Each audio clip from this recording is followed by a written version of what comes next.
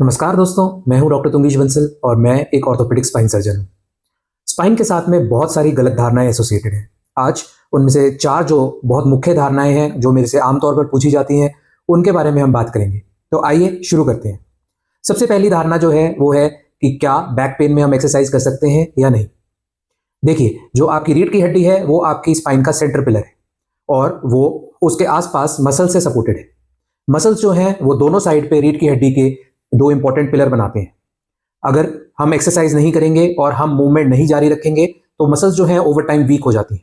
Week muscles जो हैं वो बैक पेन को बढ़ाती हैं। इसलिए अगर आपको बैक पेन की परेशानी है तो 1 या 2 दिन का रेस्ट या मैक्सिमम 5 से 7 दिन का रेस्ट जो है वो तो ठीक है, पर अगर रेस्ट जो है वो इससे ज़्यादा करा जाता है और मूवमेंट जो है उसे रोका जाता है तो वो लंबे समय में बैक पेन की प्रॉब्लम को बहुत हद तक बढ़ा सकता है।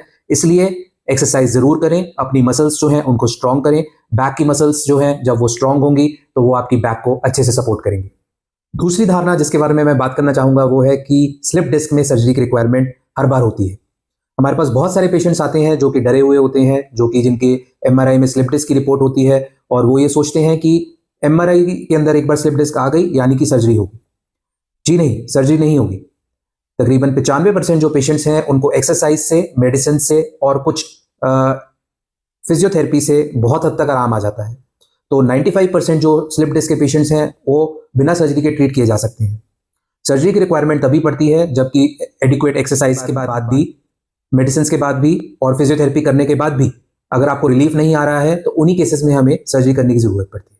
अगर पेन जो है वो असहनीय है, पैरों के अंदर कुछ कमजोरी आ गई है, लैट्रिन पेशाब का जो कंट्रोल है वो अच्छे से नहीं हो पा रहा है, ये भी कुछ इंडिकेशंस हैं सर्जरी के लिए। तो आप कि अगर डायग्नोसिस के अंदर या आपकी एमआरआई रिपोर्ट के अंदर कुछ स्लिप डिस्क का रिपोर्ट है तो जरूरी नहीं है कि आपकी सर्जरी हो, तो आप डरे नहीं, आप हमारे से संपर्क करें। एमआरआई का इलाज नहीं करना है, हमें पेशेंट का इलाज करना है, पेशेंट के सिम्टम्स का इलाज करना है। तीसरी जो धारणा है वो ये है कि स्पाइन सर्जरी जो है वो सेफ नहीं है। हमारे पास बहुत सारे पेशेंट्स जो हैं वो आते हैं और वो डरे हुए होते हैं कि स्पाइन सर्जरी के बाद तो उनके पैर ही काम नहीं करेंगे या स्पाइन सर्जरी हो गई तो फिर प्रॉब्लम्स ही शुरू हो जाएंगी। बट आपको मैं बताना चाहता हूं कि आज minimally invasive spine surgery, endoscopic spine surgery के ज़माने में जो स्पाइन सर्जरी से रिलेटेड कट्स हैं वो बहुत छोटे हो गए हैं, ब्लड लॉस जो है वो मिनिमल होता है, मसल कटिंग बिल्कुल कम होती है और रिकवरी जो है वो बहुत फास्ट होती है। हम 95% केसेस में सेम इवनिंग और नेक्स्ट डे मॉर्निंग तक पेशेंट को चलाना जो है वो शुरू कर देते हैं, स्टेयर क्लाइंबिंग जो है वो अलाउ कर देते हैं और 90% पेशेंट्स की हमारे 2 दिन के भीतर जो है अस्पताल से छुट्टी भी हो जाती है।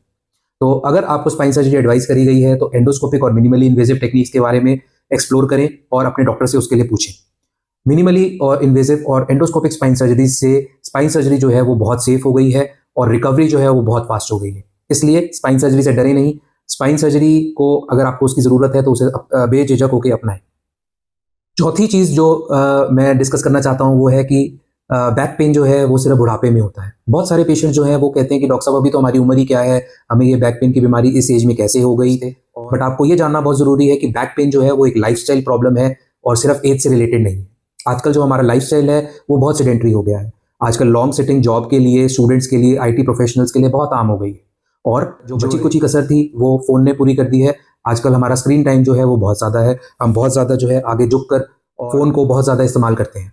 तो इन कारणों की वजह से नेक पेन और बैक पेन का जो इंसिडेंस है वो बहुत बढ़ता जा रहा है और हमारे पास जो अभी मैक्सिमम पेशेंट्स हैं वो 20 to 40 ईयर्स की एज ग्रुप में आते हैं।